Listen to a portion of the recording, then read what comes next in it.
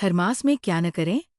खरमास के दौरान किसी भी शुभ कार्य को करने की मनाही होती है, जैसे विवाह, मुंडन, सगाई, जनेऊ संस्कार, गृह प्रवेश, भूमि पूजन, नया व्यापार प्रारंभ करना, मकान या दुकान का निर्माण कार्य शुरू करना आदि। इस अवधि में नया वाहन खरीदना भी अशुभ माना जाता है। खरमास के पीछे की पौराणिक कथा।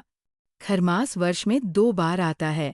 ज्योतिष शास्त्र के अनुसार जब भी सूर्य ग्रह बृहस्पति की राशियों धनु और मीन में प्रवेश करता है, तब खरमास लगता है।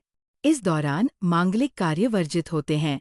खरमास शब्द की व्युत्पत्ति और उसका अर्थ।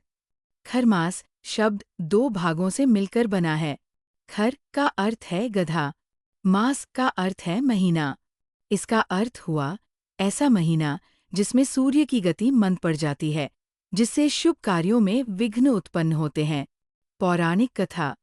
पौराणिक मान्यताओं के अनुसार भगवान सूर्यदेव अपने रथ पर सवार होकर पूरे ब्रह्मांड की परिक्रमा करते हैं।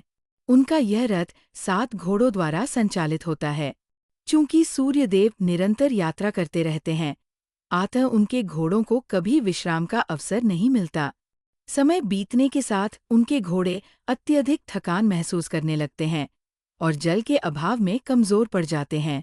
ऐसे में सूर्यदेव अपने रथ को खींचने का कार्य गधों, खर, को सौंप देते हैं, क्योंकि गधे कम जल में भी अपनी यात्रा जारी रख सकते हैं।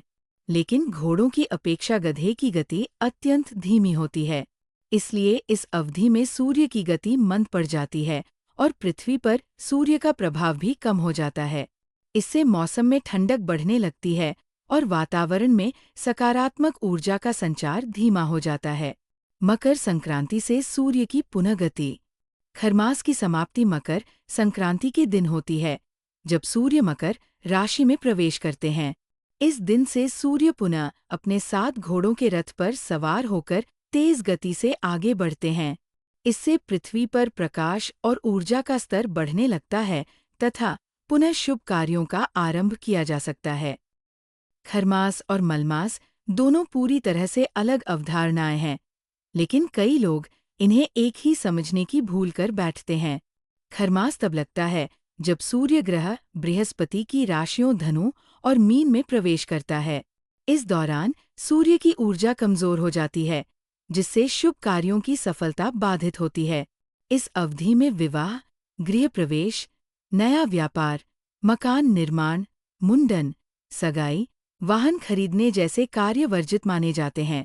खरमास का नामकरण इसकी धीमी गति के कारण हुआ है, क्योंकि पौराणिक मान्यता के अनुसार इस समय सूर्यदेव अपने 7 घोड़ों को विश्राम देकर गधों के सहारे यात्रा करते हैं, जिससे उनकी गति मंद हो जाती है।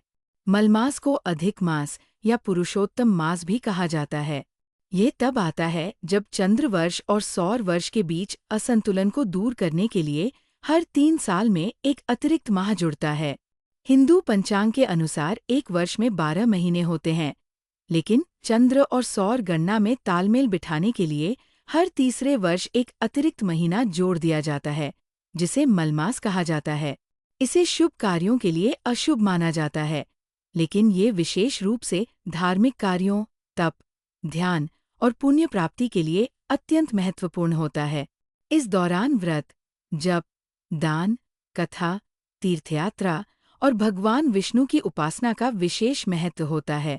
खरमास और मलमास में सबसे बड़ा अंतर ये है कि खरमास सूर्य की गति से जुड़ा होता है, जबकि मलमास चंद्र और सौर वर्ष की असमानता को संतुलित करने के लिए आता है। खरमास हर वर्ष आता है, जबकि मलमास 3 साल में एक बार ही पड़ता है। खरमास में धार्मिक अनुष्ठानों की मनाही नहीं होती, लेकिन मलमास में दान पुण्य और भक्ति के कार्य अधिक शुभ माने जाते हैं।